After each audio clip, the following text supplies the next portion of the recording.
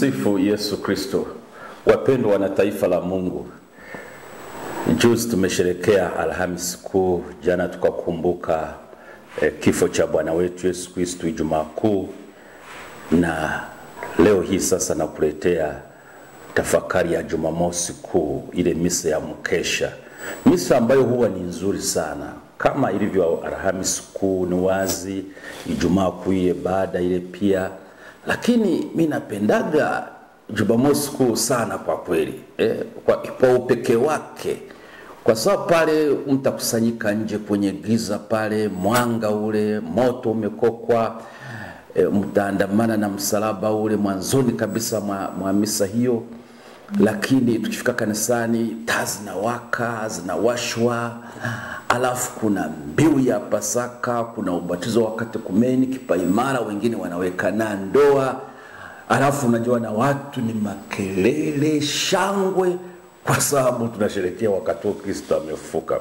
Mimi kwa kweli nikutakie kila laheri katika hilo.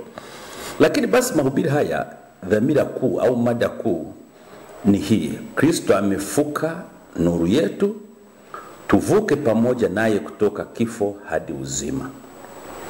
Kristo amekuwa nuru yetu, tuvuke pamoja naye kutoka kifo hadi uzima. Ndugu wapendwa katika Kristo, tukio la leo la Jumamosi Kuu, yani mkesha wa Pasaka, ni moyo wa mwaka mzima wa liturujia, ni moyo au kiini cha mwaka mzima wa liturujia. Kwa sababu usiku huu ni mama wa mikesha yote, kama alivyosema Mtakatifu Agustino kwamba usiku huu ni mama wa mikesha yote, ambapo kanisa linakusanyika kwa matumaini makubwa likiwa linangojea alfajiri ya ufufuko wa Bwana wetu Yesu Kristo. Katika usiku mtakatifu tunaanza na mshumaa wa Pasaka kama nilivyogusia, unaowashwa na moto mpya.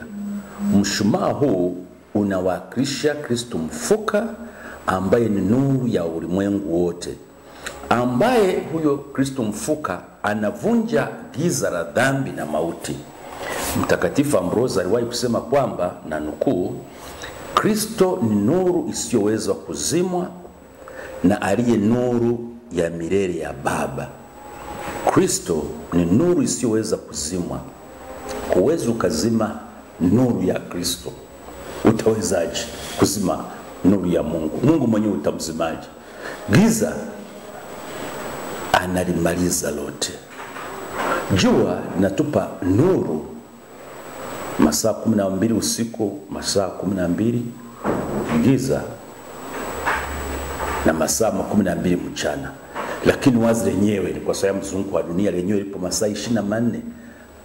Tangu liumbwe halijawahi kuzima, lakini hatujui hicho ni kiumbe kilichoumbwa na Mwenyezi Mungu mwenyewe. Kwa hiyo Kristo ni nuru isiyoweza kuzimwa na aliye nuru ya milele ya Baba. Yeye ni nuru ya milele ya Baba. Katika liturujia leo, masomo mbalimbali yanatusindikiza katika historia ya wokovu. Tutaanza na somo kutoka kitabu cha Mwanzo, kuna manabii.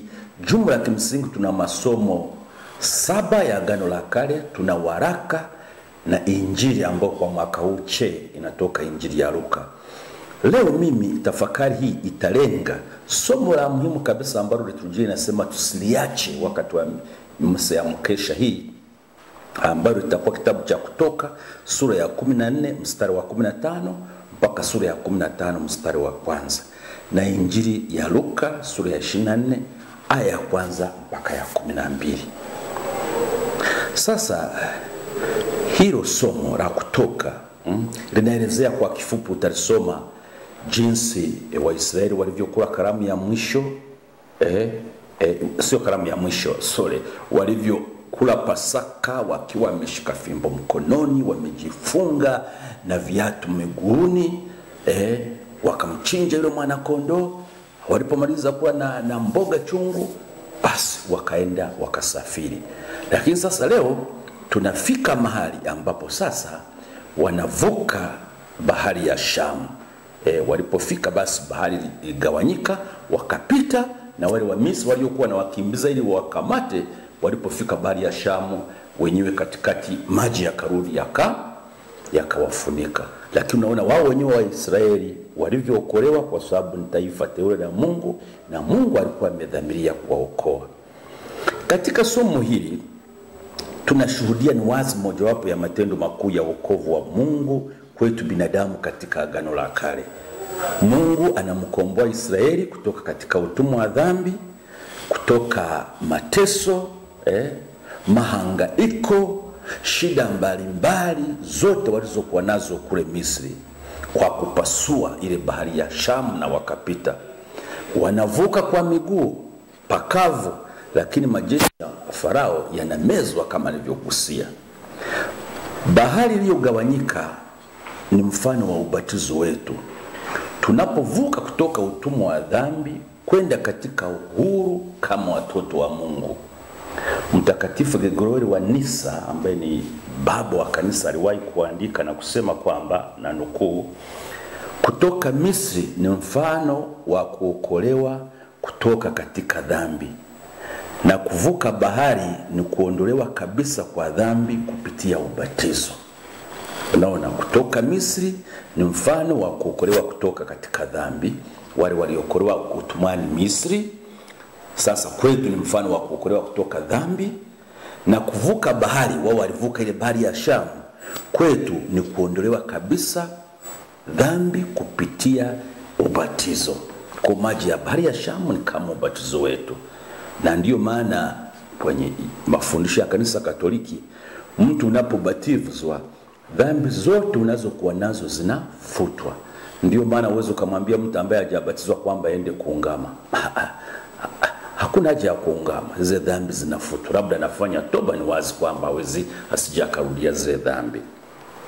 Kumbe hapa kuvuka ile bahari ya Shamu, hilo tukio, tunaona kivuli cha tukio ambacho kinaashiria tukio kubwa hapo baadaye, ambapo Kristo mwenyewe ambaye ndiye mfuka sasa anatupitisha kutoka mauti ya dhambi, mauti ya kifo, na kutupeleka kwenye uzima. Lakini ukiendelea kugusa sasa somo la Injili, ndio sema natoka Injili ya Luka sura 24 mstari wa kwanza mpaka wa 12, kuna maneno mazuri sitalisoma. Wale Mariamu Magdalena na mitume walipoenda kaburini na wakawa hawajamkuta Yesu mule kaburini, mwili wa Yesu, malaika anawauliza, kwa nini mnamtafuta aliye hai katika wafu? Wao walijua Yesu bado yuko kaburini. Malaika anasema, kwa nini mnamtafuta aliye hai? Maana yake Yesu sio mfu tena, yuko hai. Mnakuja kaburini ambako huko ndiko kunakuwa na wafu. Ndio maana ya sentence hiyo, kwa nini mnamtafuta aliye hai katika wafu? Mafumbo yote ya wokovu yanaelekea kwenye tukio hilo la kufuka kwa Bwana wetu Yesu Kristo. Ufuko wa Yesu Kristo kutoka katika wafu. Wanawake waliokwenda kaburini asubuhi ile ya Jumapili wakakuta kaburi tupu na kusikia maneno ya ajabu kutoka kwa malaika, na nukuu, hapa hayuko, amefufuka. Hili ndilo tangazo kuu la mbiu ya Pasaka, na yenye mbiu ya Pasaka iko kwenye mtandao wetu, utaisikiliza muda si mrefu pia usiku itakapomaliza kuimbwa. Hiyo mbiu ya Pasaka, baadhi ya maneno yaliyopo ni kwamba Kristo amefuka kweli kweli. Haleluya. Mtakatifu Yohane Chrysostom, ambaye alikuwa ni mhubiri mashuhuri, alikuwa anaitwa Midomo ya Dhahabu, ambaye aliishi takriban miaka ya 347 mpaka 407 baada ya Kristo kuzaliwa, na alizaliwa huko Antiokia, ambayo ni tuseme ni Uturuki ya leo, na alikuja kufariki ni wazi mwaka huo 407 huko katika uhamisho alikokuwa amepelekwa panaitwa Pontus, ambayo ni nchi ya Georgia ya leo, Ulaya Mashariki. Aliongea vizuri, anasema kwamba hili fumbo hili ni muhimu sana la ufufuo wa Bwana wetu Yesu Kristo, na nukuu maneno yake, kwa mauti yake Kristo aliangamiza mauti, kaburi halikuweza kumshika aliye na uhai mwenyewe. Yaani Yesu ni uhai mwenyewe. Kwa hiyo kaburi halikuweza kumshika tena kubaki mle ndani. Wanawake wale tuliosikia kwenye Injili usome walikuwa kwanza kuhubiri habari njema ya ufuko. Na ilikuwa ni kitu cha pekee. Wanawake ni wazi, sote tuna upendo, lakini wale wanawake akiwa Maria Magdalena walimpenda Yesu. Wenyewe asubuhi walitangulia wanaume wote. Kumbe hawa ndio walioenda kuambia mitume kwamba kweli Yesu amefufuka. Wakatangaza zile habari njema. Kumbe nasi leo mimi na wewe tumeitwa kuwa mashahidi wa nuru hii mpya ya ufuko ambaye ni Bwana wetu Yesu Kristo. Tumalizie na kitu cha mwisho. Je, huu ufufuko una maana gani kwetu sasa hivi? Tufanye nini? Ndugu zangu, ikiwa Kristo hajafufuka, basi imani yetu ni bure, kama Paulo anavyoandika kwenye waraka wake wa kwanza kwa Wakorintho sura ya 15 mstari wa 14. Yaani kama Kristo hajafufuka, imani yetu ni bure. Yaani maana yake kama ukitoa ufufuko kwenye maisha ya Mkristo kwamba Yesu hakufuka, basi ni kama unakuwa umemaliza kila kitu. Maana yake Yesu ni kama alikuwa ameshindwa, mauti imeshinda na Yesu ameshindwa. Lakini kwa kuwa amefuka, maisha yetu yamepata maana mpya. Tunavuka nasi kutoka utumwa wa hofu, wa huzuni, wa dhambi na kuingia katika maisha mapya ya Kristo au katika Kristo. Mtakatifu Irenaeus aliwahi kusema, na nukuu, utukufu wa Mungu ni mwanadamu aliye hai, na uzima wa mwanadamu unapatikana kwa kuona uso wa Mungu. Narudia, utukufu wa Mungu ni mwanadamu aliye hai. Mungu ni mtukufu, Mungu ni Mungu, na anatuthamini sisi tulio hai. Hata kama tumekufa anatuthamini, lakini sisi tunamsifu. Ndio maana kwenye Zaburi mmoja anasema kwamba Mungu tuangalie, hivi kama tumekufa nani ataweza kukusifu? Lakini huyu mtakatifu Irenaeus anaendelea kusema, nitafsiri vizuri, niweke vizuri, na uzima wa mwanadamu unapatikana kwa kuona uso wa Mungu. Hapa tumuone Mungu uso kwa uso zaidi ya Yesu katika mafumbo yale ya Ekaristi Takatifu. Lakini tutakapomaliza maisha haya hapa duniani, tukaenda mbinguni, huko tunamuona uso kwa uso. Kumbe wapendwa, kweli uso wa Mungu ni Kristo mfufuka. Katika ulimwengu wa sasa hivi uliogubikwa na giza, tuna vita hapa na pale, Israeli na Gaza pale, Sudani, sehemu nyingi, DRC, kila sehemu karibia, niseme kila sehemu nyingi za dunia. Kuna uhasama, watu wanauana, watu wanachinjana, watu hawapendani, kuna kukata tamaa katika maisha, shida mbalimbali.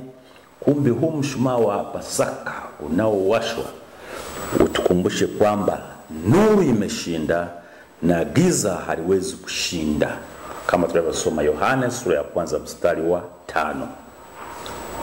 Tumalize kwa kusema hivi, tukio la Pasaka si kumbukumbu tu kwamba tunakumbuka kilichotokea, bali ni uamuzi wa kila siku kuvuka pamoja na Kristo kutoka dhambi kwenda neema, kutoka hofu kwenda tumaini, kutoka mauti kwenda uzima.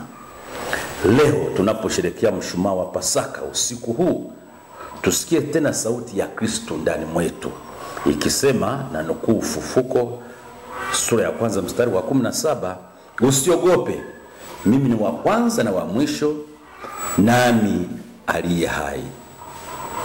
Na kama kanisa la kwanza lilivyotangaza Kristo amefuka kweli kweli, haleluya, nasi tuwajibu amefuka, ametufufua sisi pia pamoja naye, haleluya. Turudie, Kristo amefuka kweli kweli, haleluya, ametufufua na sisi pia pamoja naye, haleluya. Haleluya. Nikutakie Pasaka njema. Tumsifu Yesu Kristo. Kwa mahitaji ya vifaa mbalimbali vya shule ya msingi na sekondari kama vile kalamu, daftari, vitabu vya mitaala mipya ya sayansi, biashara na sanaa, kamusi za Kiswahili na Kiingereza, vitabu vya riwaya, fasihi na tamthilia, bila kusahau vitabu maalum kwa ajili ya watoto wadogo kujifunzia.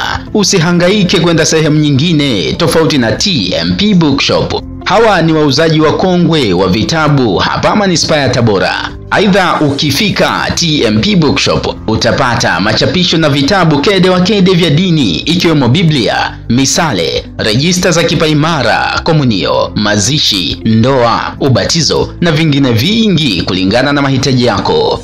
Duka la TMP Bookshop linafunguliwa kila Jumatatu hadi Ijumaa kuanzia saa 2:30 hadi saa 11 jioni, na Jumamosi ni kuanzia saa 3 kamili asubuhi hadi saa 11 jioni. TMP Bookshop tunapatikana karibu na kiwanja cha Chipukizi mkabala na Mea Hotel. Usiwaze wala kuumiza kichwa. TMP Bookshop sisi ni wakongwe katika uuzaji wa vifaa vya mashuleni kwa bei nafuu kabisa kuliko wote mkoani Tabora. Kwa taarifa zaidi wasiliana na Sister Zawadi kwa simu nambari 0754039465. Karibu TMP Bookshop.